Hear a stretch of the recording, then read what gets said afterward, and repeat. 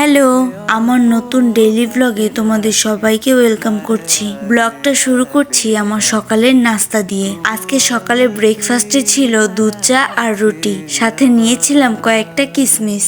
এটা ছোটবেলার সবচেয়ে প্রিয় একটা নাস্তা ছিল আমার। তোমরা কারা কারা এভাবে রুটি দিয়ে দুধ চা খেতে ভালোবাসো অবশ্যই কমেন্ট করে জানাবে। এখন কেন যেন অনেক বেশি চুল পড়ে যাচ্ছে, কয়েকদিন পর দেখা যাবে মাথায় আর কোনো চুলই নেই। তাই ভাবছি বাসায় একটা তেল তৈরি করা যাক। চলো আজকে তোমাদের সাথে শেয়ার করি কিভাবে বাসায় অর্গানিক তেল তৈরি করা যায়। এদিকে গল্প করতে করতে নাস্তাটাও সেরে নিলাম। আজকে হাতের কাছে যেই কয়টা উপাদান পেয়েছি শুধু ওইগুলো দিয়েই তেলটা তৈরি করেছি। এই তেলটা তৈরি করতে আমার অনেক উপাদান প্রয়োজন হয়, কিন্তু আজকে সবগুলো হাতের কাছে ছিল না। তেলটা যেহেতু শেষ হয়ে গিয়েছে তাই হাতের কাছে যেগুলো ছিল ওইগুলো দিয়ে বানিয়েছি। এখানে আমি নিয়েছি অ্যালোভেরা আর নিম গাছের ফল, ছিল পেয়ারা, মেথি, কালো জিরা, তেজপাতা, পেঁয়াজ কুচি, রসুন। সাথে তুমি চাইলে আরো অনেক কিছুই অ্যাড করতে পারো, কিন্তু আমার হাতের কাছে যেগুলো ছিল আমি ওইগুলোই নিয়েছি। এখানে তোমরা চাইলে আরো অনেক কিছু দিতে পারো, যেমন জবা ফুল, জবা ফুলের পাতা, কেশকালো পাতা, এইসবও অ্যাড করতে পারো, কিন্তু আমার কাছে যেহেতু নেই তাই আমি এগুলো আর দিলাম না। এখানে আমি প্যারাশুট নারিকেল তেল ব্যবহার করেছি। তোমরা চাইলে এখানে যে কোনো নারিকেল তেল ব্যবহার করতে পারো। আমি তেলের সাথে সব উপাদানগুলো ভালোভাবে ভেজে নিয়েছি। এই তো রেডি হয়ে গিয়েছে আমার তেলটা।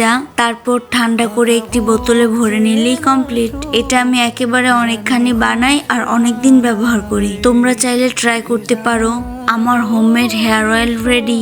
আমি এই অয়েলের সাথে গোটা মেথি আর কালো জিরে দিয়েছি যেন অয়েলটা অনেকদিন ভালো থাকে। এই অয়েলটা নিয়মিত ব্যবহার করলে ভালো একটা রেজাল্ট পাবে। এইদিকে দেখো আমার ছোট্ট একটা গাছে কি সুন্দর পুদিনা পাতা হয়েছে। আমি সেখান থেকে একটু পাতা ছিঁড়ে নিচ্ছিলাম। পুদিনা পাতা কিন্তু আমাদের স্বাস্থ্যের জন্য খুবই ভালো। এখন থেকে ভাবছি আমি রেগুলার ব্লগ ভিডিও আপলোড করব।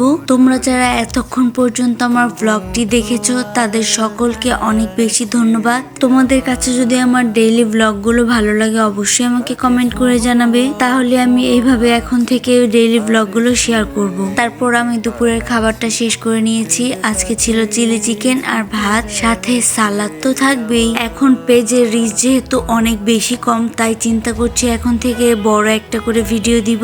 ছোট রিল ভিডিওর পেছনে বেশি পড়ে থেকে আর লাভ নেই। তো এখানে আমি আমার দুপুরের খাবারটা খুব বেশি এনজয় করছিলাম। আর তোমরা যারা আমার পেজে নতুন সবাই অবশ্যই আমার পেজটিকে ফলো করে আমার সাথেই থাকবে। আর আমার ভ্লগগুলো তোমাদের কাছে কেমন লাগে অবশ্যই কমেন্ট করে জানাবে। তারপর আমার গাছের পাকা পেঁপে ছিঁড়ে নিয়ে এসেছিলাম। পেঁপেটা কিন্তু খুব বেশি মিষ্টি ছিল।